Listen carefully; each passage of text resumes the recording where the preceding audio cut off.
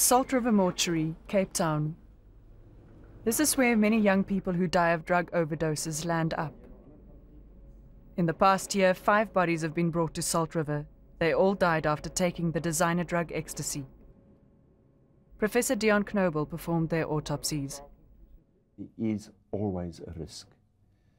And whether the risk is 1 in 1,000 users or 1 in 2,000 users, if it happens to you, it's 1 in 1 for your family. Peter and Sylvia never thought it would happen to them. Their daughter Miranda was 17, by all accounts happy and well-adjusted. One weekend, she and some friends experimented with a little ecstasy. She never thought it posed a threat. But on an early autumn morning in March this year, her mother received a phone call. Her daughter had taken ill. When I got there, my daughter was on the floor and they were giving her CPR.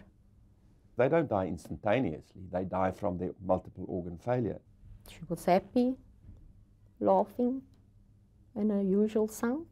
So we actually got no idea what happened. It can be toxic to your liver and it can cause permanent brain damage.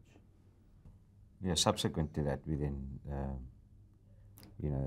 a friend told the story that they had taken, he said he had taken 10 and she'd taken 4 ecstasy tablets. By then it was too late to do anything. Miranda was already dead.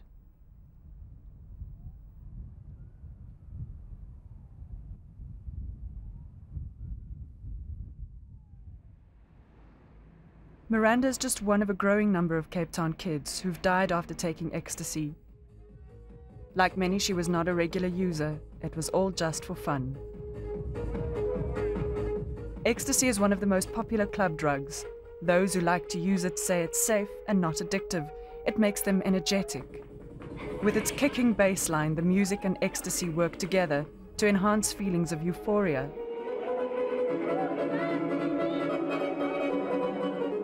But people are now beginning to realize that ecstasy can have a terrible effect on some users. It's known as the love drug.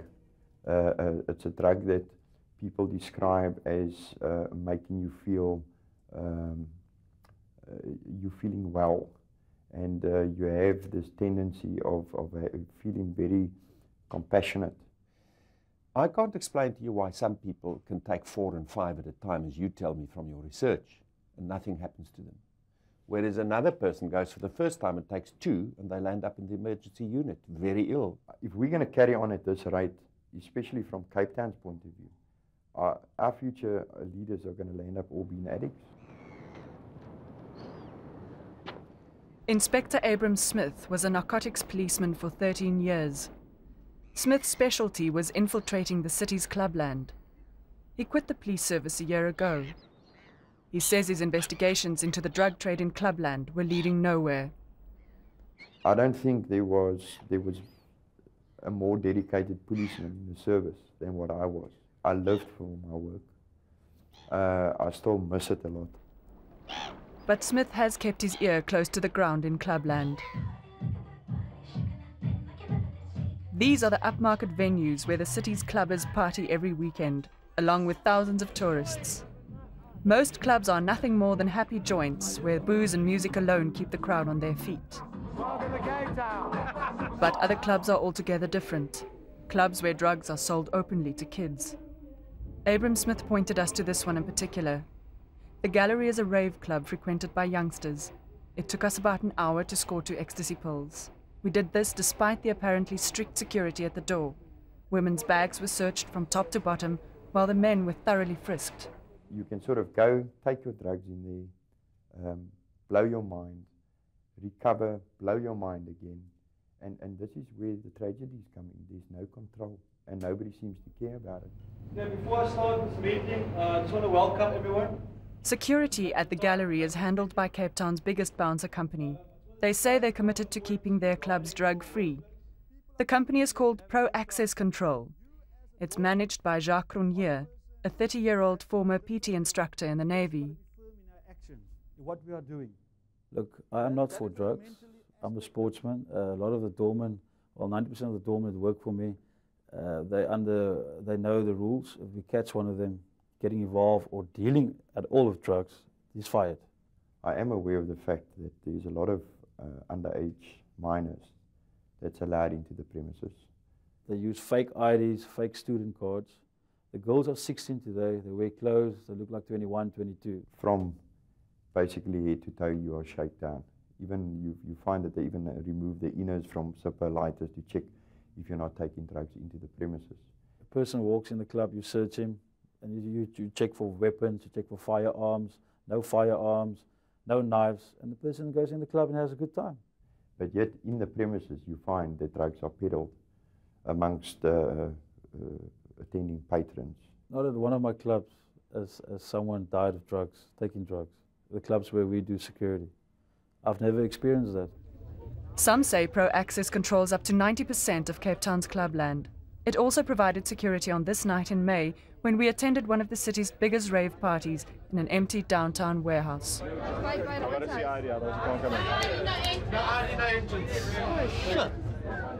We insist that that persons produce identity documents when they come to the venue.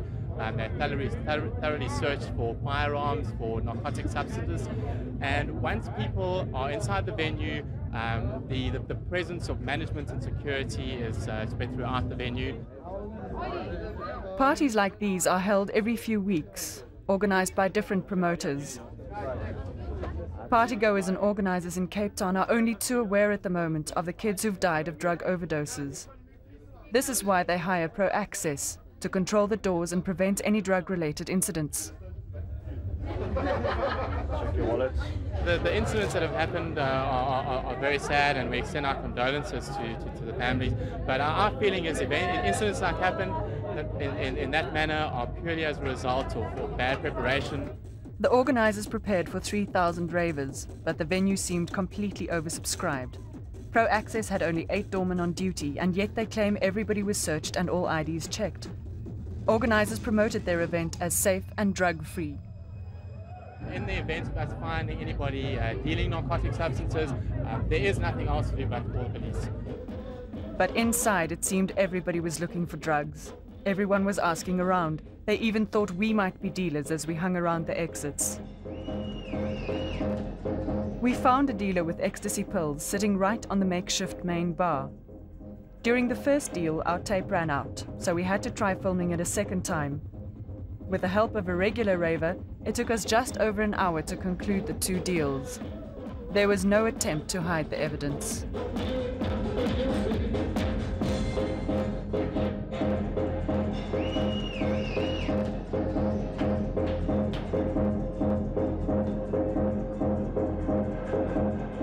Even as we turned around, several other patrons were already counting out their 80 rands per pill, queuing up at the bar. Look, I heard something like that was happening at the bar afterwards. Okay, now I know what to do with the next event. I'll have security standing by the bar, and whoever is busy at the bar will be thrown out of the club, or I'll phone the police and we'll apprehend them.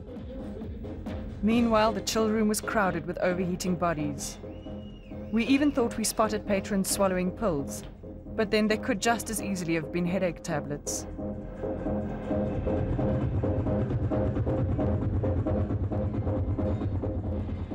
The party petered out towards sunrise.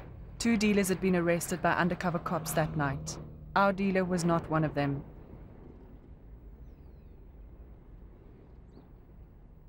By now we had 2 pills from the Gallery Rave Club and 5 from the Liquid Dreams party. But possessing ecstasy pills is a criminal offense, so we had to take the evidence to the police. We also wanted to test the police's reaction and see if they would act against the club. As dit as moontlik is, dit ons kan help om te sê wat dit is wat hierdie is, want ons het dit gekoop by 'n nagklub in die naam van The Gallery. Ons is nie 100% seker wat dit is nie, ons het gehoop julle kan ons help.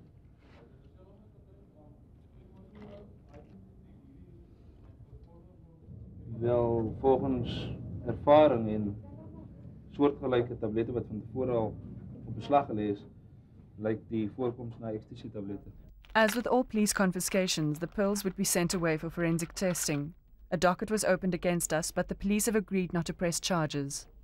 There is positive information that drugs are being sold from this club, from various persons. Sunup organized a massive raid on the gallery.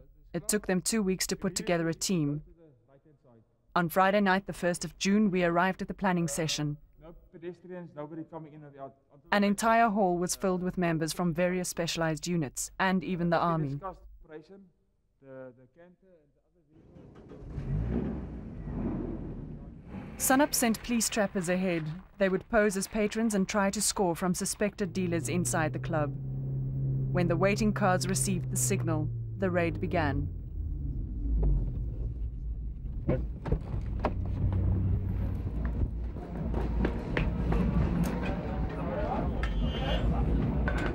We weren't allowed to enter the crime scene, but we got a copy of what happened inside, filmed on VHS by the police's video unit.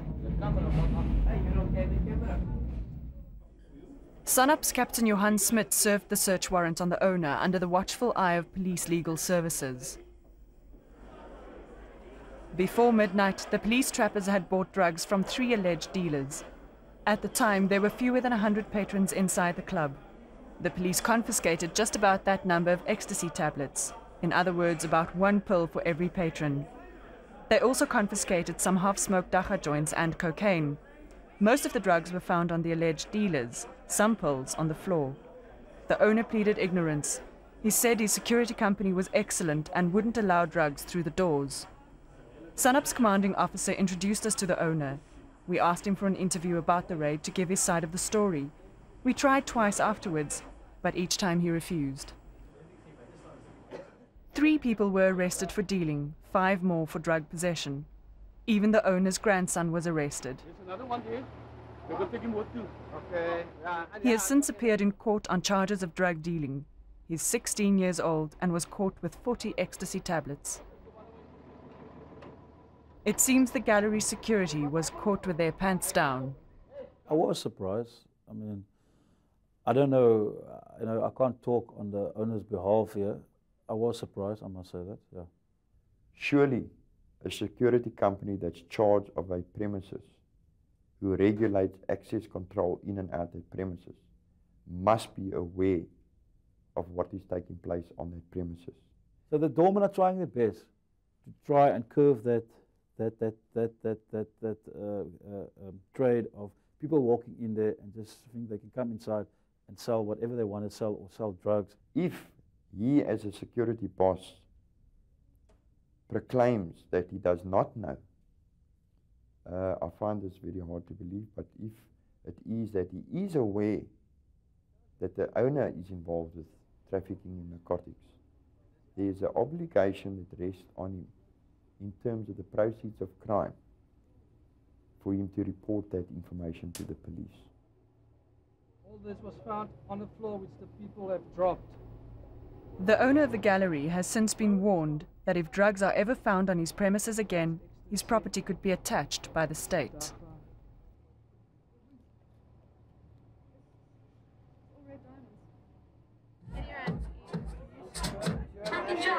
Eager to set the record straight after the gallery raid, Jacques Cronje took us out for a night on the town.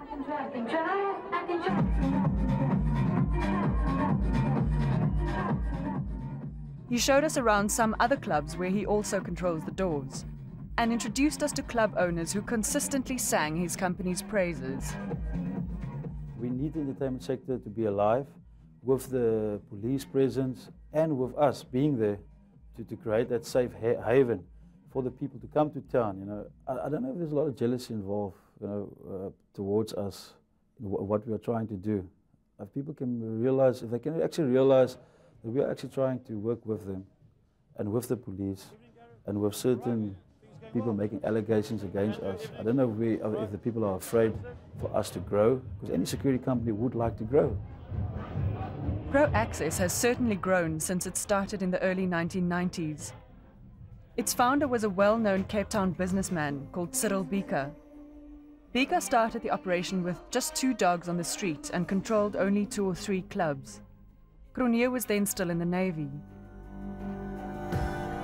It's gonna be me. Cronje has since taken over the company, but remains a close associate of Beaker's. Beaker now runs Red Security, guarding premises all over Cape Town. His men also patrol the streets outside clubs controlled by Cronje. Cronje says he often refers club owners to red if they want added protection outside their venues. Together, Bika and Cronje were charged with murder in 1999. Both were acquitted when the state failed to produce a key witness. Bika is rarely seen in public and avoids the media. Cronje has had to deal with his controversial legacy. Allegations are made against the man, which are not true. The man has done a lot for town also. For any person to start with 2 dogs and to walk up and down the streets at night and to actually create that safe haven where we are now. He's the first man that actually started the whole thing, and I must give him his due for that. The elite Scorpions unit are now investigating security companies' links with organized crime. The investigation is highly secret. This is a very sensitive investigation, and most of the time would want to keep it very confidential, because when you have witnesses of these particular offenses, they are scared. The Scorpions are also investigating whether the city security companies possibly play a role in enabling the drug trade in clubs where they control access.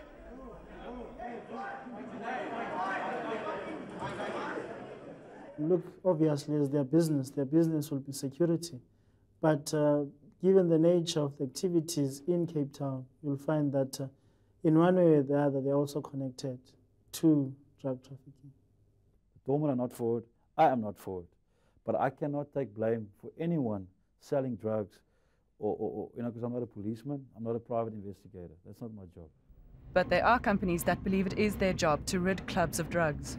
A new group of bouncer companies has declared war. We tried to buy drugs in a club controlled by them. We failed. We even had a bottle of headache pills confiscated by their vigilant doorman. Inside, we are vigilant. We watch them all the time. You know, there's not a one moment that every area inside the club is not watched. We've got TV cameras that monitor everything that's going on in the club. We don't have to deal ourselves to make ourselves guilty of drug peddling. I can just allow somebody to deal onto the premises, and I will be just as guilty as him. And we want to make it so difficult for the dealers or the users or whoever. Let them rather go to another premises where the people condone drugs, where they can get the security people at the doors that sell drugs. Go there, go get your drugs there, go use your drugs there. Leave our premises alone. That's the bottom line. Peter and Sylvia's only daughter died after experimenting with ecstasy. It was from a friend that her parents had to learn the story of Miranda's death. The general opinion was that it was a fun drug. You try it, you have a lot of fun, especially at raves, and nobody can detect it, that you've got it in, that you've taken it, and it's a harmless drug. We became aware now just how dangerous it is. You know, people die from it. Kids die from it, and they're unaware of it. You know, they just think it's grand, it's fun, it's cool. You know, it's no big deal. Ecstasy is called a designer drug because the active ingredients are synthetic chemicals created in a laboratory. It's not like cocaine or heroin made from natural substances like coca leaves and poppy seeds. The clandestine laboratories where ecstasy is made are often crude, ill-equipped to produce a pure product. The police know of more than 150 different brand names for ecstasy. The active ingredient in ecstasy is a chemical called MDMA. It is one of a family of compounds called the amphetamines. And the amphetamines started life before the Second World War. They were very much in use during the Second World War to keep people awake and to allow factory workers and U-boat commanders and people like that to stay awake for long periods of time. And at the end of the war, the contracts with the military were cancelled, and there was a vast amount of the drug available on the marketplace. And it was sold and produced enormous epidemics of MDMA, of amphetamine-related addiction. As we met and bought pills from different dealers, we heard many myths surrounding ecstasy. Dealers would claim their pills contained anything from heroin to double-strength MDMA. The fact is, you never know what's inside an ecstasy pill, unless you test it in a laboratory.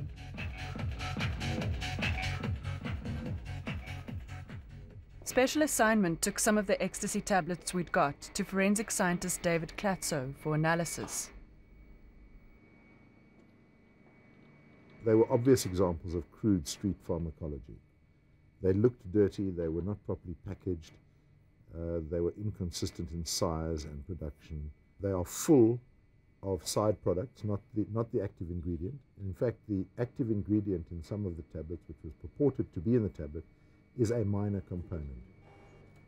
There are as many as 10 or 15 different other ingredients in the tablets which may or may not have active and pharmacological action, and they may or may not be toxic.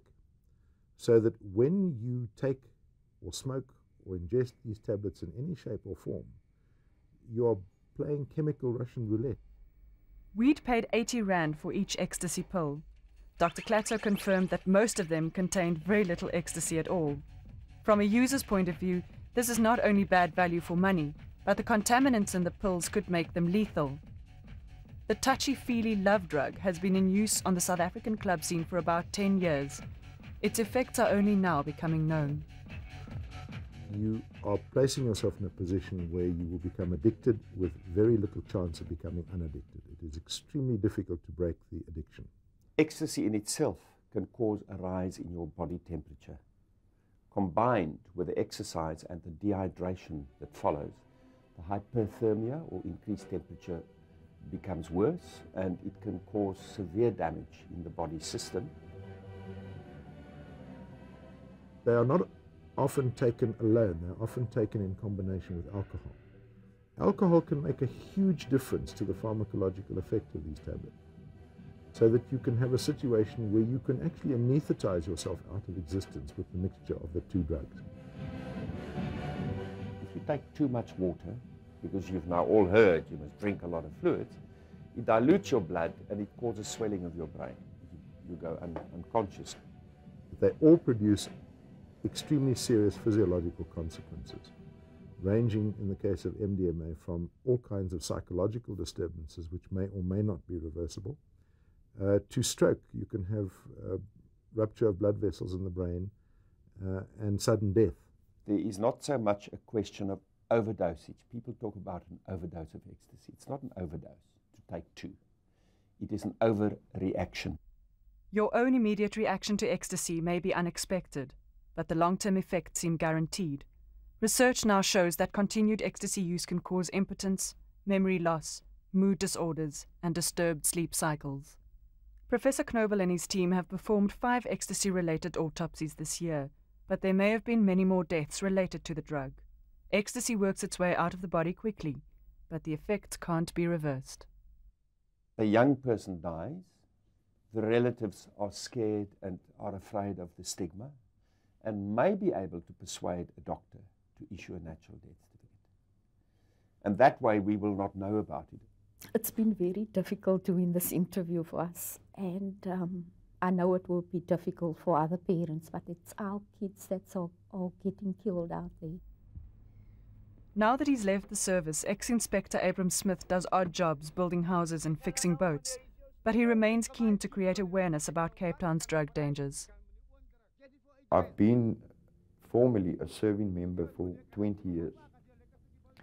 It doesn't just let go of you. I will still remain a patriot of this country for the cause of the people out there.